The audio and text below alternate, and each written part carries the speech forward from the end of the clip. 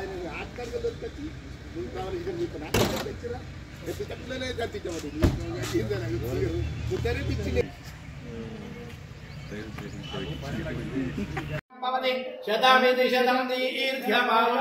अलवेलु मंगा पद्मावती समेत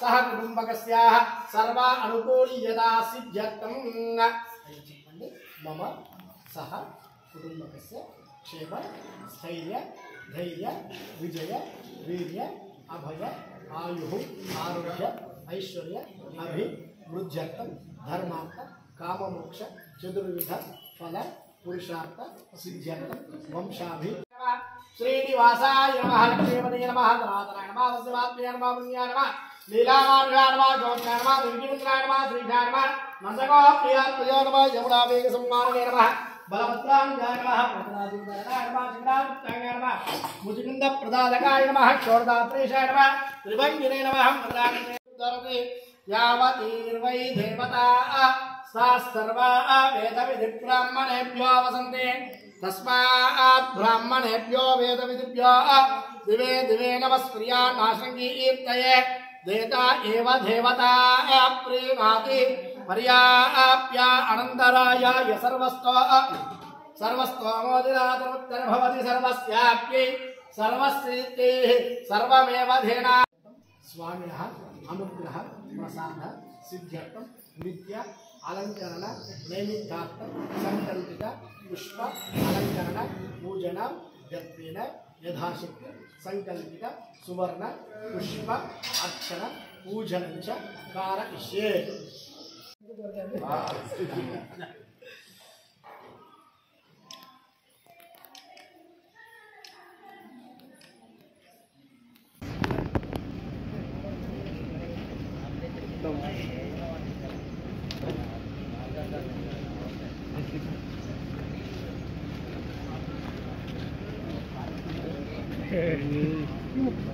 fresh photo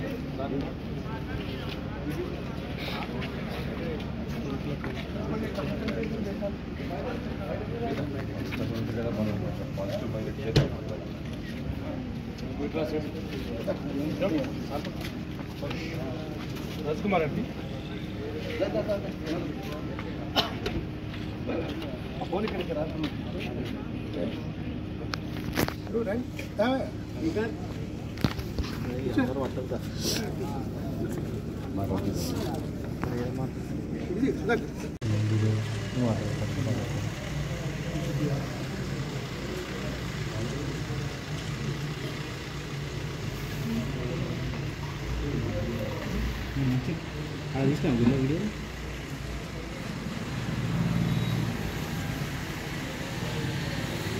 Congress party అధికారంలోకి వచ్చి ఇప్పుడు నెల రోజుల పైన అయిపోయింది. ముఖ్యమంత్రి మా పిసిసి అధ్యక్షుడు రాష్ట్ర ముఖ్యమంత్రి రేవంత్ రెడ్డి గారు ఒక నెల అయిపోయినాక తను డేవోస్ పర్యటనకు బయలుదేరిండు. ఈ నెల రోజులల్లో కాంగ్రెస్ పార్టీ రేవంత్ రెడ్డి గారి నాయకత్వం కింద ఈ కాంగ్రెస్ పార్టీ ఎటువంటి హామీలు ఏదైతే ఇచ్చిందో ఈ 6 గ్యారెంటీల మీద ఒక స్వీకరణ సభ జరిగింది. అందరు అధికారులు కూడా ఎవరికి ఇబ్బంది కాకుండా గత 10 సంవత్సరాల నుంచి చాలా మందికి కూడా రేషన్ కార్డులు ఇవ్వలేని పరిస్థితి మన రాష్ట్రంలో.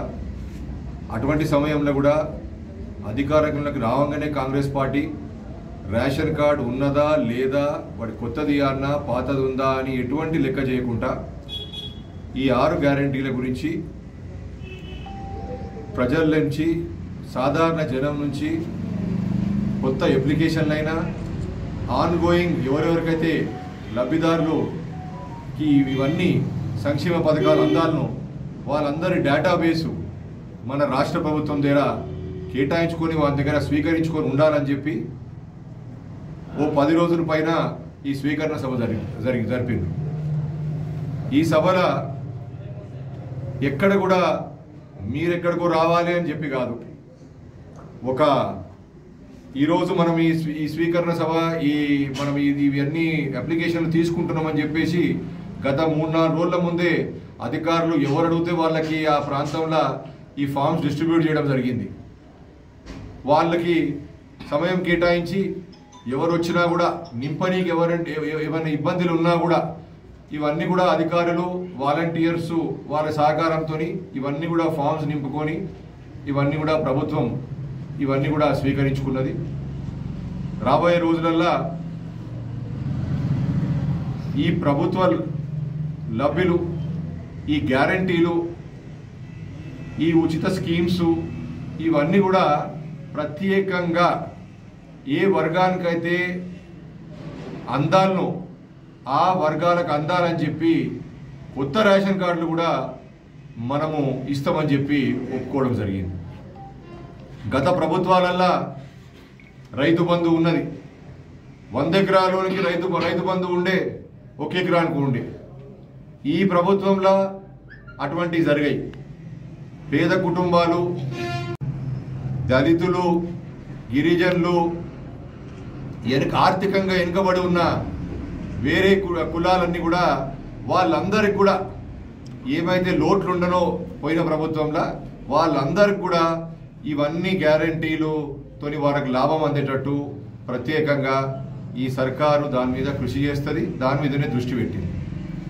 రాబోయే కొన్ని రోజులల్లా మీరు చూస్తారు, మేమైతే గ్యాస్ సిలిండర్ గత 10 సంవత్సరాల నుంచి 200, 300, 500, 1000 రూపాయలకు దాటిపోయింది ఒక గ్యాస్ సిలిండర్.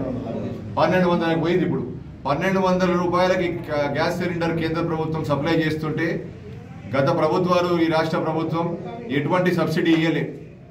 ఈ సబ్సిడీ ఎవరికి వర్తిస్తుంది? ఎవరైతే బలహీన వర్గాలు, ఎవరైతే ఆర్థికంగా వెనుకబడి ఉన్నారో, ఎవరైతే నిరుపేదలు, రైతులు, గిరిజనులు, దళితులు, వీళ్ళందరికీ కూడా ఈ గ్యాస్ సిలిండర్ సబ్సిడీతో వారికి లాభం జరుగుతుంది.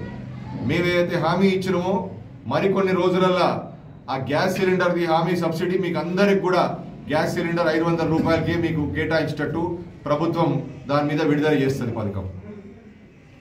అదేవిధంగా మేమేవైతే ఈ 6 గ్యారంటీలు కాకుండా వేరే ఇబ్బందులు ఏవైతే ఉన్నాయో కూడా దాని మీద కూడా పూర్తి దృష్టి పెట్టి మన దుబ్బాక నియోజకవర్గంలో కూడా ఎటువంటి ఇబ్బందులు ఉన్నాయి, ఎక్కడెక్కడ ప్రభుత్వం గత ప్రభుత్వాలు ఫెయిల్ అయిపోయినాయి, ఎక్కడెక్కడ ప్రభుత్వాలు రకరకాల మన ఇవి వాగ్దానాలు ఇచ్చి వాళ్ళు నిలబెట్టుకోలేకపోయినరు, మన దుబ్బాక అభివృద్ధికి ఏం కావాలి ఇవన్నీ కూడా మేము దృష్టికి తీసుకొచ్చి మన రాష్ట్ర ముఖ్యమంత్రి గారి దృష్టికి తీసుకొచ్చి ఖచ్చితంగా కూడా ప్రతి ఒక్క కాంగ్రెస్ కార్యకర్త దీనికి భాగస్వామ్యం అవుతారు.